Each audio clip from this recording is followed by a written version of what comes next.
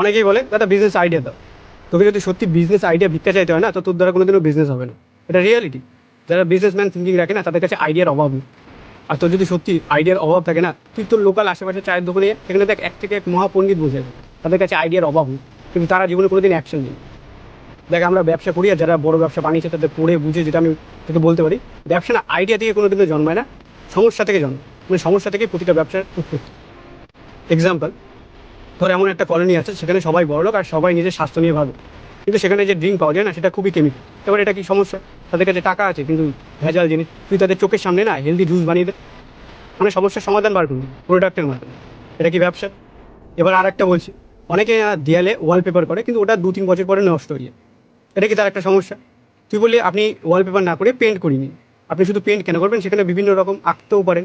এবার তুই আঁকতে পারিস না, 2-3টে এমন ছেলে রাখি যারা দেয়ালে খুব সুন্দর আঁকতে পারে, তাদেরকে দিয়ে কাজ করিয়ে আসবি, তার সমস্যার সমাধান করে দিবি। এটা কি সার্ভিস? দেখ ব্যবসা হয় সমস্যার সমাধান বার করে, এবার সেই সমাধানকে তুই প্রোডাক্টের রূপ দে, না সার্ভিসের রূপ দে, আর সেখান থেকে মোটা টাকা ইনকাম কর। এবার আমি বলছি না এটাই তুই কর, আমি বলছি থিঙ্কিং প্যাটার্ন এরকম রাখতে।